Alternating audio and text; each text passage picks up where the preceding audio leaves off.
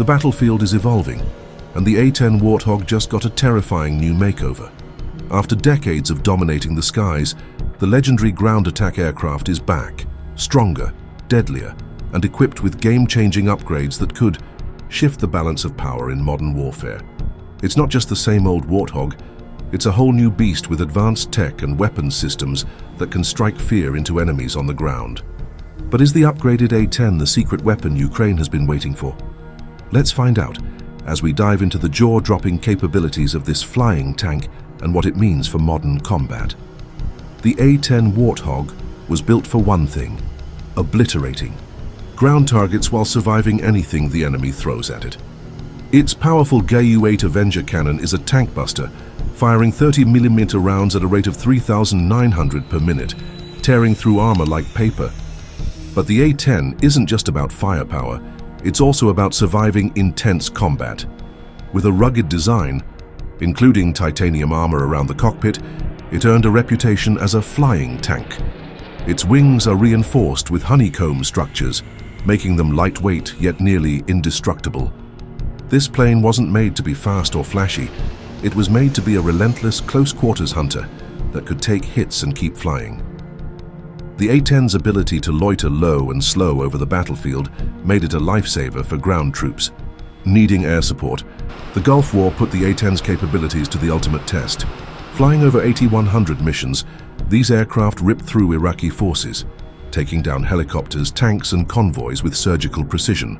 The Warthog's A-10 Avenger cannon tore through armor like paper, proving its battlefield dominance. The A-10 also launched an impressive number of Maverick missiles, solidifying its reputation as a ground attack powerhouse. But despite its successes, the Air Force considered phasing it out in favor of faster jets. The A-10 was seen as too slow, too old, and too vulnerable to advanced enemy air defenses. Yet, the A-10's performance in the Gulf War proved that raw, firepower and toughness still had a place in modern combat, making the Air Force rethink its strategy. In 2007, the A-10 got its first major upgrade. The A-10C was introduced with digital targeting systems that allowed for pinpoint accuracy in close air support missions. This upgrade meant that pilots could now engage multiple targets more efficiently and deliver more precise strikes, reducing collateral damage.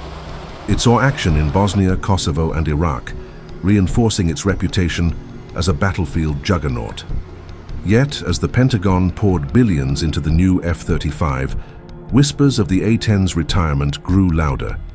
The Air Force wanted sleek, high-tech jets that could do it all, but ground troops still needed the A-10's unique ability to loiter low and close to the action, unleashing devastating firepower without missing a beat. But Congress wasn't having it. Lawmakers, many of whom had piloted the A-10 themselves or knew troops whose lives were saved by it, blocked attempts to retire the aircraft. Instead, they demanded upgrades. Enter Suite 8, a program that transformed the Warthog into an even deadlier beast. With new weapons systems, targeting tech, and enhanced armor, it was ready to take on modern threats. The upgrades also included a new communication system that allowed pilots to coordinate more effectively with ground forces, making the A-10 even more effective in close air support missions. Suite 8 wasn't just a facelift, it was a complete transformation, turning the A-10 into a more modern, more lethal aircraft. The Suite 9 and Suite 10 upgrades only made the A-10 more lethal.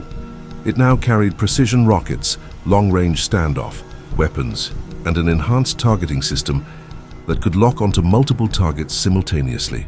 The A-10 was officially back in the fight as the Super A-10, capable of wiping out 18 enemy positions in a single pass. The targeting system was so advanced that pilots could now track multiple enemy vehicles at once, launching multiple strikes in rapid succession. But the real test would come on the battlefield, where the A-10's ability to handle modern threats would either cement its place in the Air Force or finally seal its fate as outdated and replaceable. When Russia invaded Ukraine in 2022, military analysts suggested sending A-10s to assist Ukrainian forces. With its tank-busting capabilities, the Warthog could have been a game-changer, ripping through Russian armored convoys and providing much-needed air support for ground troops. but the Pentagon refused, claiming the aircraft was too slow and vulnerable to Russian air defenses. The A-10, they argued, wasn't designed to survive in a battlefield packed with advanced surface-to-air missiles. Even so, the A-10's legend only grew as it continued to wreak havoc in other conflict zones. The Warthog's legacy as a brutal, unrelenting ground attack aircraft remained intact, but its future remained uncertain. Despite its age, the A-10 Warthog continues to surprise military experts. The aircraft has proven time and time again that it is capable of adapting to modern warfare with the right upgrades. Its ability to carry a massive payload and deliver it with pinpoint accuracy makes it a unique asset on the battlefield. This versatility has kept the A-10 relevant even as more advanced aircraft like the F-35 take to the skies. Yet the question remains, how long can the A-10 continue to hold its place as a frontline combat aircraft? One of the most impressive aspects of the A-10 is its durability. Unlike more modern aircraft, the Warthog is built to withstand heavy damage and keep flying. Its titanium bathtub protects the pilot from ground fire, and its redundant control systems ensure that even if critical components are damaged, the plane can still return safely to base. This rugged design has saved countless pilots and made the A-10 a symbol of battlefield resilience. But with the increasing use of advanced surface-to-air missiles, can even the mighty A-10 survive in hostile airspace? Beyond its hardware, the A-10's combat strategy sets it apart. While faster jets rely on speed and agility to evade enemy fire, the A-10 takes a different approach. It flies low and slow, allowing pilots to carefully select targets and deliver devastating strikes with surgical precision.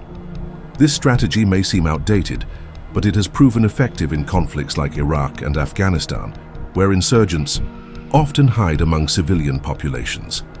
By flying close to the ground, A-10 pilots can identify targets more accurately and minimize collateral damage. Training for A-10 pilots is intense and specialized. Unlike pilots of other aircraft, A-10 pilots must master close air support tactics, working closely with ground forces to identify and eliminate threats. They also undergo rigorous training in avoiding surface-to-air missiles, a skill that has become increasingly vital as adversaries acquire more sophisticated weaponry. Despite its age, the A-10 remains a preferred aircraft for ground troops who need precise, reliable air support in the heat of battle. So, what's next for the A-10? Will it continue to dominate the skies, or will the Air Force finally push it? Aside for the F-35, the battle for air superiority isn't over yet. The A-10 may be old, but with each upgrade, it becomes more powerful, more precise, and more capable of delivering devastating blows to enemy forces. Stay tuned for more explosive military insights, and while you're here, click to watch our next video.